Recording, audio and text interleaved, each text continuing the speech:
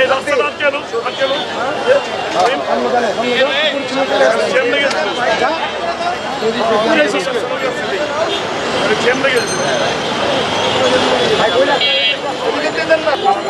আপনারা দেখেছেন বিএনপি বরাবরই জনগণের জন্য কাজ করে থাকে। এর আগে বিএনপি রাষ্ট্রীয় ক্ষমতা 3 বার ছিলেন। দেশনেত্রী বেগম খালেদা জিয়ার নেতৃত্বে মানবতার সেবায় বিএনপির অঙ্গ সংগঠনগুলো সবসময় কাজ করে গিয়েছে, এখনও কাজ করে যাচ্ছে। আমাদের মিডিয়াগুলি এখনও আমাদের অনেক কিছু আমাদের এই বিষয়গুলো আমরা ফোকাসে আনতে চাই না, আমরা নিরবচ্ছিন্নভাবে তাতে কাজ করে যাচ্ছে। আপনারা ইতিমধ্যে দেখেছেন যে আমরা প্রতিদিন এই সাধারণ জনগণ যারা রোজাদার আছেন, রোজাদার অবস্থায় অনেকে আছে জ্যামজটের কারণে বাসায় প্রবেশ করতে পারে না, সময় মতো বাসায় যে ইফতার করতে পারে না। আমরা সেই সমস্ত রোজাদার পথচারীদের জন্য ইফতারের আয়োজন করছি। দেশনায়ক তারেক রহমান উনি জানেন তত্ত্বাবধানেই আমরা প্রত্যেকটা পথচারী রোজাদারকে ইফতার পৌঁছে দেওয়ার জন্য কাজ করে যাচ্ছি এবং আমরা 30 দিনে এই কাজটা করে যাব। এবং আপনারা জানেন যে আন্দোলন সংগ্রাম করতে গিয়ে এই পুরান ঢাকার মাটি কিন্তু আন্দোলনের ক্ষেত্র। এই আন্দোলন করতে গিয়ে এই পুরান ঢাকার মাটি থেকে আজকে যে 35 নম্বর ওয়ার্ডের কর্মী সম্মেলন হলো, এই 35 নম্বর ওয়ার্ড থেকে 4 জন সহযোদ্ধা আমাদের গুম হয়ে আছে। আমরা এখনো পর্যন্ত তাদের উদ্ধার করতে পারিনি। আমরা জানি না তারা কী অবস্থায় আছে। আমরা চাই অনতিবিলম্বে তাদেরকে উদ্ধার করে তাদের পরিবারের কাছে ফেরত দেওয়া হোক। এবং এই মাটি নয়াবাজার থেকে পুরাতন ঢাকার নরসিংদী থেকে আন্দোলন স্কুল শুরু হয়েছিল। আপনারা জানেন 24 তারিখে 5ই আগস্ট পুলিশ শেখ হাসিনা ওয়াজেদ যেদিন পালিয়ে গেল, সেদিনও বিজয়ের দিনও আমাদের এই মাটিতে প্রায় 30 থেকে 35 জন সহযোদ্ধা সহকর্মীদেরকে নির্মমভাবে নৃশংসভাবে মধ্য দিয়ে কিন্তু তারা পালিয়ে গিয়েছে। যেদিন তারা পালিয়ে গেছে সেদিনও তারা রক্তের বন্যা বয়ে দিয়ে গেছে। এই পুরাতন ঢাকার মাটি রক্তে রঞ্জিত।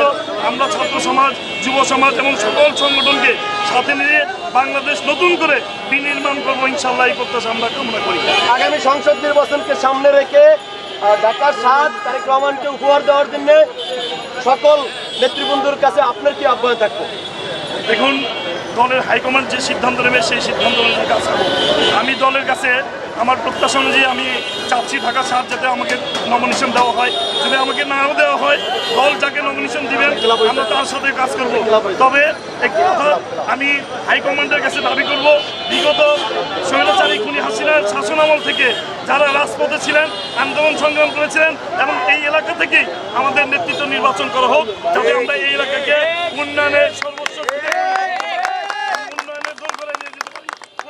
এমনিতেই জনগণ ঘিঞ্জি এলাকা, এখানের মানুষের প্রত্যাশাটা অনেক বেশি এবং আন্দোলন সংগ্রাম কিন্তু এখান থেকেই শুরু হয় এবং এই দেশের এই এলাকার জনগণের প্রত্যাশাটা অনেক বেশি। আপনারা জানেন রাস্তাঘাট, জ্যামজটের নগরী, সুয়ারেজ লাইন এবং মানুষের বিভিন্ন ধরনের মৌলিক মানবাধিকার নিয়ে অনেক কিছু আমাদের চাওয়া পাওয়া আছে।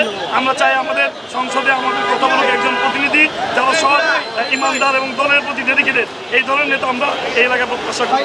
দল যদি আমাদেরকে মূল্যায়ন করে ইনশাল্লাহ আমরা এই এলাকার জনগণের প্রতিনিধি হয়ে কাজ করবো।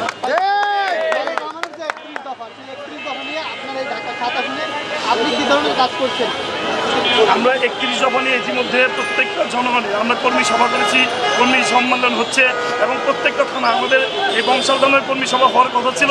সেটা যদিও রোজার কারণে, রমজানের কারণে আমরা ঈদের পরে এই কর্মী সভার ডেট দেওয়া হয়েছে। তাছাড়াও আমরা লিফলেট নিয়ে 31 দফা নিয়ে 31 দফার মধ্যে কিন্তু প্রত্যেকটা নাগরিকের মৌলিক অধিকার বলেন, মানবাধিকার বলেন, রাজনৈতিক অধিকার বলেন, সমস্ত কিছুই সন্নিবেশিত করা হয়েছে। আমরা এই 31 দফা নিয়ে সাধারণ মানুষের কাছে এবং প্রত্যেকটা ভোটারের কাছে আমরা যাচ্ছি। দেশনায়ক তারেক রহমান যে কর্মসূচি দিয়েছেন 31 দফা, জনগণের আশা-আকাঙ্ক্ষার প্রতিফলন ঘটবে ইনশাল্লাহ এবং জনগণ এটা স্বতঃস্ফূর্তভাবে গ্রহণ করেছে এবং আমরা সেই অনুযায়ী কাজ করে যাচ্ছি। ধন্যবাদ।